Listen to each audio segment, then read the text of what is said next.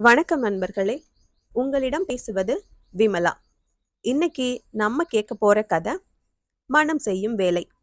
இதுவரைக்கும் இந்த சேனலை நீங்க சப்ஸ்கிரைப் பண்ணல அப்படின்னா மறக்காம சப்ஸ்கிரைப் பண்ணுங்க. பக்கத்துல இருக்கிற பெல் ஐக்கானையும் கிளிக் பண்ணுங்க. வாங்க கதைக்குள்ள போகலாம். வாழ்க்கை விசித்திரமானது. அது மனிதரை எப்படி எல்லாமோ பாதிக்கிறது. ஒவ்வொருவரையும் வெவ்வேறு விதமாக பாதித்து விடுகிறது. சிலர் சில சமயம் அடியோடு மாறி போகிறார்கள். இதற்கெல்லாம் மனம் என்னும் மாய சக்திதான் அடிப்படை காரணம் என்று சொல்ல வேண்டும். காத்தமுத்து இதற்கு ஒரு நல்ல உதாரணம் ஆவான். முரடன் என்று பெயர் வாங்குவதில் அவனுக்கு தனி மகிழ்ச்சி இருந்தது. சின்ன வயசிலிருந்தே வீண் வம்புகளை நாள்தோறும் அவன் வளர்த்து வந்தான்.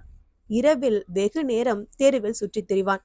அதனால் ராக்காடு வெட்டி என்று பலர் அவனை குறிப்பிடுவது வழக்கம். இருட்டில் எந்த இடத்துக்கும் தனியாக போய் வர அஞ்சாதவன். பூச்சி பொட்டு கிடக்கும், ஒரு வேலையை போல இன்னொரு வேலை இருக்காது என்று பெரியவர்கள் எச்சரிக்கும் போது சா சாப்பிட்டது போ என்றோ கிழிச்சது எனவோ எடுத்தெறிந்து பேசுவான். காத்து முத்து துணிந்த கட்டை. பேய் பிசாசு என்றெல்லாம் சொல்லி அவனை மிரட்டி விட முடியாது. பேயாவது கீயாவது நம்மை கண்டாலே அதுகெல்லாம் பயந்து பம்மிவிடும் என்று கூறி அட்டகாசமாய் சிரிப்பான் அவன். ஒரு சமயம் ஒரு பந்தயத்துக்காக இரவு நேரம் முழுவதையும் சுடுகாட்டிலேயே கழித்தான் அவன். இந்த சாதனையை அவன் பெருமையாக சொல்வது வழக்கம். அப்பேற்பட்ட காத்தமுத்து திடீரென்று ஒரு காலகட்டத்தில் அடியோடு மாறிப்போனான். ராத்திரி நேரத்தில் வீட்டுக்குள் தனியாக படுத்து உறங்க அஞ்சினான். தடால் என்று ஏதாவது ஓசை கேட்டால் அவன் திடுக்கிட்டு விழிப்பான். ஒரு விதமான பதறலுடன் கலவரமாய் அங்கும் இங்கும் பார்ப்பான். ஒரு மிரட்சி அவன் கண்களில் குடிபுகும். அறைக்குள் தூங்குகிற போது ஏதோ கெட்ட கனவு கண்டு பதறியவன் போல் திடீரென அவன் அலறுவான். உடலெங்கும் வேர்வை பொங்க பயந்தடித்து கொண்டு எழுந்து உட்கார்ந்து திரு திருவென்று விழிப்பான். வெகு நேரம் அவன் தேகம் நடுங்கிக் கொண்டிருக்கும். உள்பயம் அவனை அப்படி ஆட்டி வைத்தது. பாலடைந்த வீட்டினுள்ளும் காட்டுவழி சந்துகளிலும் பேய் வசிப்பதாக சொல்லப்பட்ட இருள் மண்டிய கட்டிடங்களிலும் படுத்து நிம்மதியாக தூங்கியவன்தான் அவன். அப்படிப்பட்ட காத்த முத்துவிடம் இப்படி ஒரு மாறுதல் விளைந்தது எதனால்? இது பலரை குழப்பிய ஒரு விஷயம். காத்தமுத்துவுக்கு ஒரு நாள் ராத்திரி ஏற்பட்ட அதிர்ச்சிதான் இதற்கு காரணமாகும். அவன் வீட்டினுள் அயர்ந்து தூங்கிக் கொண்டிருந்தான். வீட்டின் மேல் தளத்திலிருந்து ஒரு பெரிய கட்டி பெயர்ந்து கீழே விழுந்தது. தடால் என பெரும் ஓசை எழுந்தது. அது அக்கம் பக்கத்திலும் பல வீடுகளுக்கும் கேட்டது. காத்துமுத்துவின் தலைமாட்டிலேதான் அந்த காரை கட்டி விழுந்தது. ஒரு சான் தள்ளி செங்கல்லும் சுண்ணாமும் கொண்ட அந்த பெரிய கட்டி விழுந்திருக்குமானால் அது நேரே அவன் தலை மீது விழுந்திருக்கும். முகத்தில் தாக்கி மூக்கு நசுங்கி மண்டை சிதைந்து போயிருக்கக்கூடும்.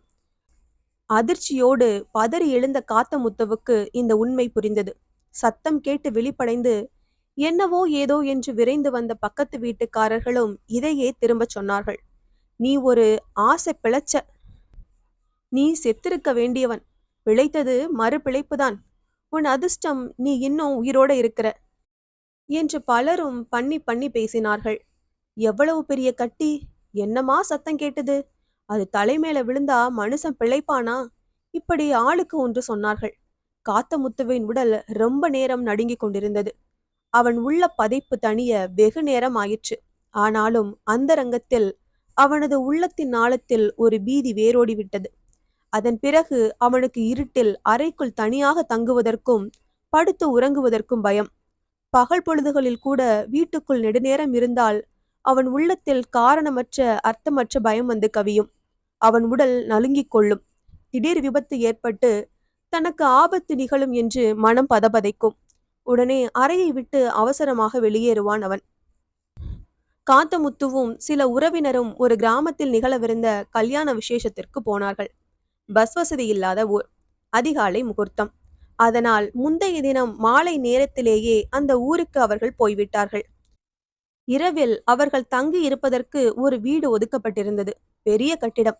ஒரு சுவரில் பெரிதாக கீறல் காணப்பட்டது. மேல் தளத்தில் காரை உதிர்ந்து அங்கும் இங்கும் வட்டங்களும் சதுரங்களும் தென்பட்டன. சில இடங்களில் சுண்ணாம்புத்தூள் உதிர்ந்து கொண்டிருந்தது. கட்டிடத்தின் பழமை பற்றி அவர்கள் பேசிக்கொண்டார்கள். வயசாயிட்டது, இருந்தாலும் நல்ல உறுதியான கட்டிடம், இப்போதைக்கு விழாது. எந்த கட்டிடமும் திடீர்னு விழுந்து உள்ள இருக்கிறவங்கள சாகடிச்சிடாது. முதல்ல பல நாட்களுக்கு தர்ம கட்டி சிறுசு சிறுசா பொடிசு பொடியா உதிர்ந்து கொண்டே இருக்கும். அப்படி உதிர்ந்து எச்சரிக்கும். அப்புறம் ஒரு நாள் தொம்முன்னு விழுந்துரும் என்று ஒருவர் சுவாரஸ்யமாக வர்ணித்தார். காத்தமுத்து சுவர்களையும் மேல்தளத்தையும் முறைத்து பார்த்து கொண்டிருந்தான். மற்றவர் பேச்சுக்களும் அவனுள் வேலை செய்தன. எனினும் அவன் எல்லோர் கூடவும் சேர்ந்துதான் படுத்தான், தூங்கியும் போனான். இரவு கனத்தது. கிராமத்து சூழலில் அமைதி கனமாய் கவிந்து தொங்குவது போல் அழுத்தமாக இருந்தது. வெளியே ஒரு மரத்தில் ஆந்தை ஒன்று திடீரென்று பயங்கரமாய் அலறியது. அதைத் தொடர்ந்து 2 பூனைகள் ஏற்ற இறக்கங்களோடு நீளமாய் விகாரமாய் விசித்திர துணியில் கத்தின. அந்த கூச்சல் ஒன்றிருவரை விழிப்புற வைத்தது. அப்போதுதான் கோரமான அலறல் வீட்டினுள் எழுந்தது. உயிருக்கு மல்லாடுவது போல அச்சத்தால் துடித்து கதறுவது மாதிரி.